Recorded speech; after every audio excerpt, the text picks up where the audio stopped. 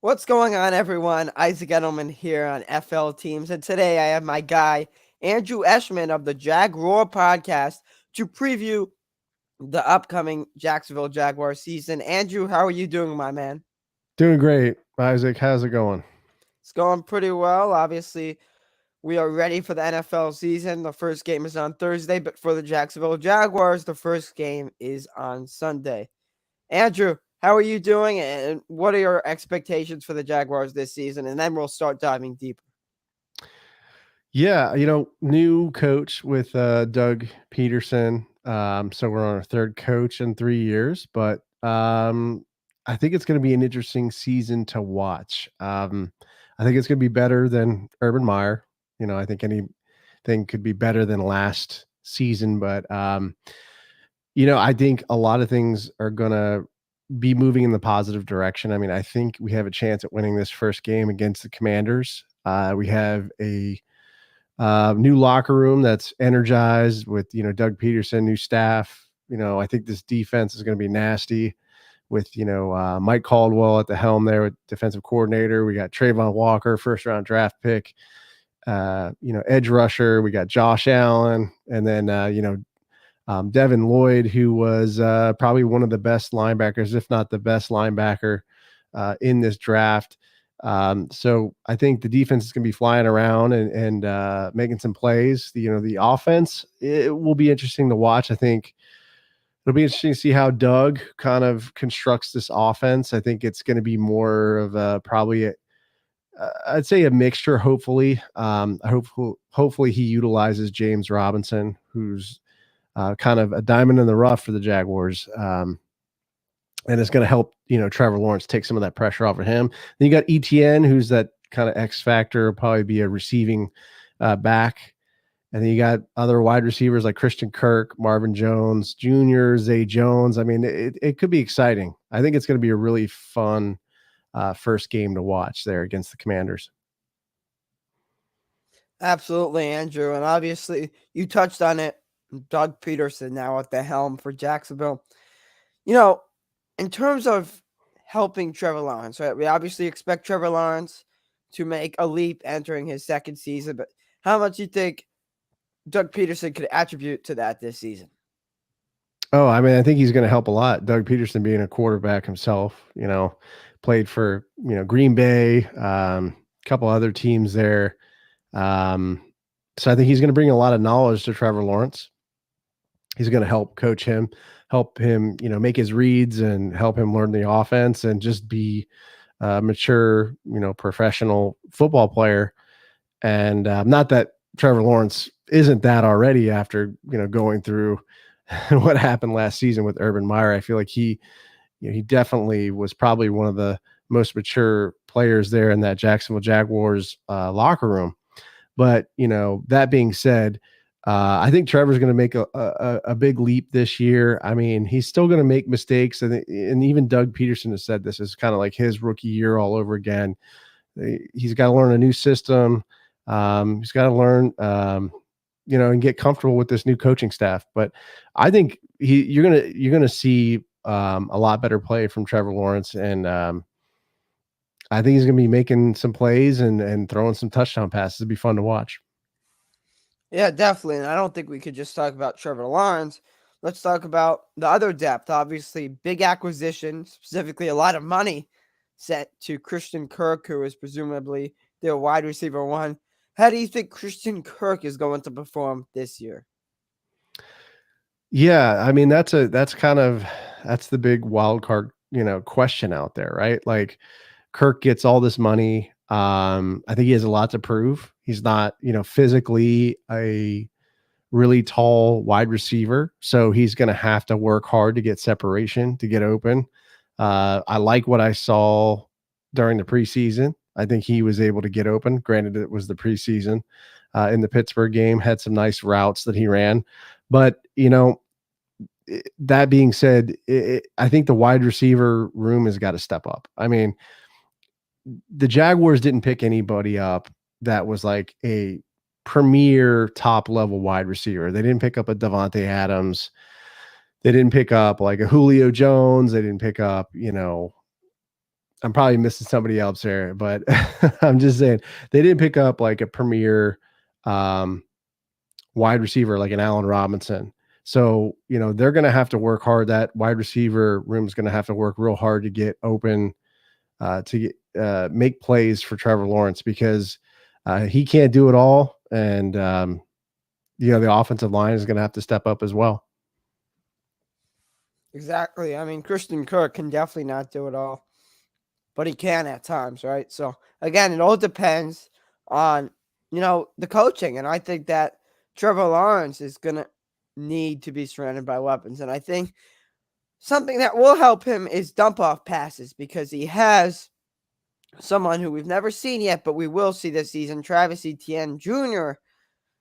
Obviously, last year's first round draft pick, but not in action at all last season because of an injury. So this season we will see his first NFL snaps, and I think he is projected to be a pretty good running back, especially we see him listed above James Robinson, who is a real good running back as well. So I want to ask you two questions, and you can answer them in one. How do you think Travis Etienne is going to perform this year, and how do you think it's going to work sharing snaps with James Robinson out of the backfield? I think he could have a good season. I think you're going to see more receptions than kind of yards rushing from him. He's not a bruiser back. So, I don't think he's going to have the season I don't think he's going to have like a super blow up season. That's just my prediction. It's going to be a lot of receiving yards, a lot of receptions, kind of catches out in the flats. Like you said, dump off passes.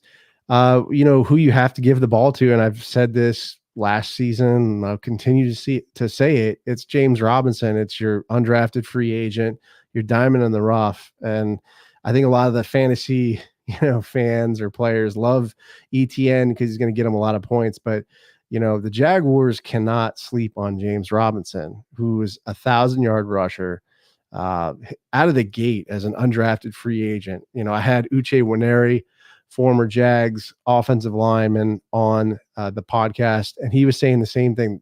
You have to feed him the ball as much as you can because, the AFC South is a ground and pound league. And that's how the Jaguars have been successful just as a football team. When you look at Fred Taylor, Maurice Jones-Drew, those guys were always like, ground and pound running backs. And I feel like we need to utilize James Robinson in this offense. And that's one kind of question mark that I have about this Doug Peterson offense. Doug Peterson hasn't been a coach that I feel like runs the ball a lot. So, is James Robinson kind of get overlooked again this season, with the Doug Peterson scheme?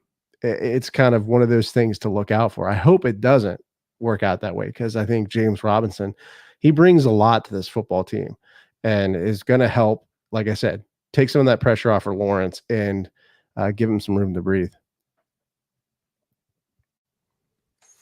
Definitely. And I think we really, really, really hope that things go well for ETN this year. Obviously, things started well for his brother. I have to say this, Trevor Etienne, because there's a lot of Gator fans here on NFL teams, and Trevor Etienne looked pretty good for the Gators. Maybe he could be as good as Etienne was at Clemson.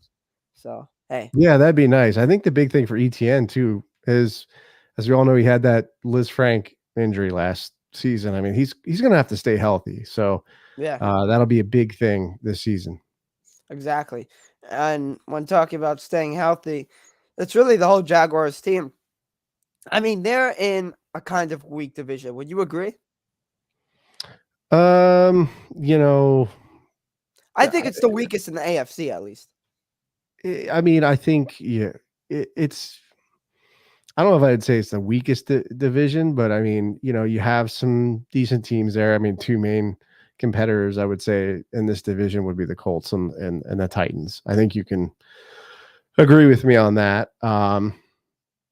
So I don't know. You never know each season, right? I mean, Houston could come out. I think Houston's probably the weakling in the AFC South, just in my opinion, and looking at, kind of the situation of what's going on in their franchise and, having a new coach coming in, Lovie Smith, and just kind of the turmoil that they've had.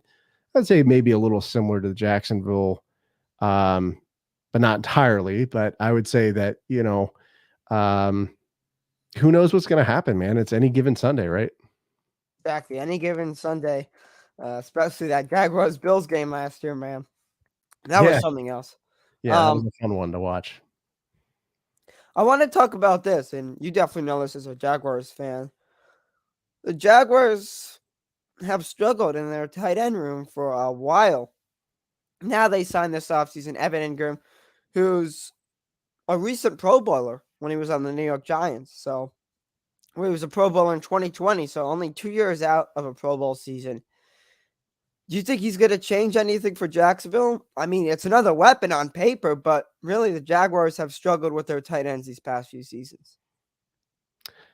I think he'll be a rotational tight end. I mean, he is listed at number 1 on the depth chart right now, which kind of is a head scratcher to me because of Dan Arnold, right? We had him on the podcast. I think he had a great season last year coming in kind of from that trade from Carolina, and was making a lot of plays, seemed to have a good kind of connection with Trevor Lawrence, and then got hurt, unfortunately, and they kind of played it safe and didn't, put him out there for the remaining couple games. So I think really Dan Arnold's going to be someone to look out for. Evan Ingram to me will be a rotation, like will be he'll add depth, but the real issue with Evan Ingram is the drops. And I've seen, just watching his films, looking at his, his stats, he's got a lot of drops and they come at the worst times, or like bobbles that turn into interceptions. So I think the guy to look out for is Dan Arnold, in my opinion. Hey, it's reasonable. I want to ask you now about Jacksonville's first overall pick in this year's draft. He's the outside linebacker, Travon Walker. Expectations for the rookie this season. Obviously, the Jaguars used a very high pick to grab him. So I guess we're expecting big things. Yeah. I mean, was a bit unexpected. I think people were thinking the Jags may go offensive line, or maybe they go Aiden Hutchinson. I like the pick though. I mean, just watching the preseason games, he's gotten reps in, looks really good. He's kind of that, he can do everything. I mean, he can rush the passer, he can drop back in coverage. He's a good pursuit guy, can run the length of the field, doesn't give up on plays, and he's just a guy who does his job.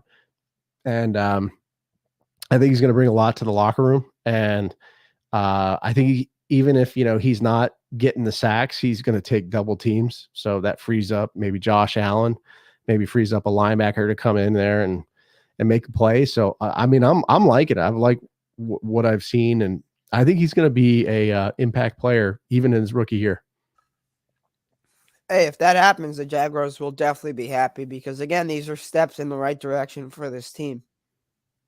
So Absolutely. before I wrap up this show, I want to hear your thoughts on the season, right? That's what the purpose of this show is.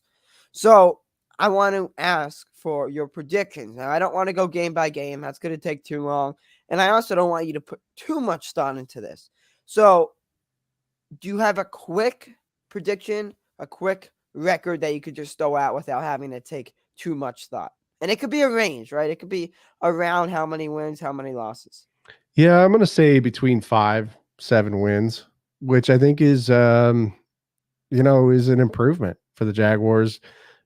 People have to kind of align their expectations and set their expectations for this football team, a franchise that's drafted, number 1 2 years in a row. So has had 3 coaches in 3 years. So that's 3 different systems that have come through here, that have had, Urban Meyer, who's been a disaster and has kind of turned this franchise upside down. So Doug Peterson comes into this situation and has to clean up essentially a mess. And so he's got his work cut out for him, has a GM that doesn't have a great track record. So he's working against that. So he has a pretty big hill to climb up. But I'm staying positive. I think this team 5 to 7 wins, and they grow, and they move on to, year 2, and maybe that's a wild card or a playoff run. But that's kind of, in my mind, realistically where I see the Jaguars going this year. One last question for you, Andrew. As a Jaguars fan, when the season ends, I'm not going to ask you, will you be happy or will you not be happy? Because, I mean, that's questionable as of now, right? We have to wait for the season to finish. But when the season finishes, as a Jaguars fan, what do you want things to be like? Are you looking for a playoff appearance, or are you simply just looking for improvement everywhere on the field? Yeah, I mean, I'd love a playoff appearance. That's kind of like, that would be ideal. But I think this team, if they can win 5 to 7 games, I would be very happy. Improvement in the secondary, improvement in the defense, getting sacks, getting upfield, putting pressure on the quarterback. I'd love to see Trevor Lawrence, make an improvement, start, throwing some touchdown passes, wide receivers start getting separation, and then utilizing James Robinson and ETN in the mix there as well. That's what I would really like to see. Just this team improve. There you have it, Andrew. Yeah, makes a lot of sense. I mean, for a lot of teams, especially the Jets, we could throw some shade. No, hey, you just want to see improvement, right? Even if it's not a playoff appearance, you want steps in the right direction. And the Jaguars are definitely trying to achieve that status with a new coach, and supplying their QB, Trevor Lawrence, with more weapons. And obviously, ETN is now healthy, and we hope that he stays healthy for the whole season. And hey, then if, players are healthy, the Jags could start assessing their talent, right?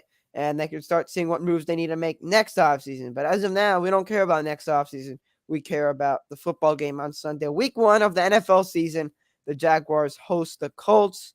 Again, that's week 1. We will see what happens. It's the Commanders, actually. It's the Commanders. It is? Yeah. Week 1's the Commanders. Okay. Thanks for that correction, because we don't want Jaguar fans to get too happy. I'm just kidding. The Colts are going to be good this year.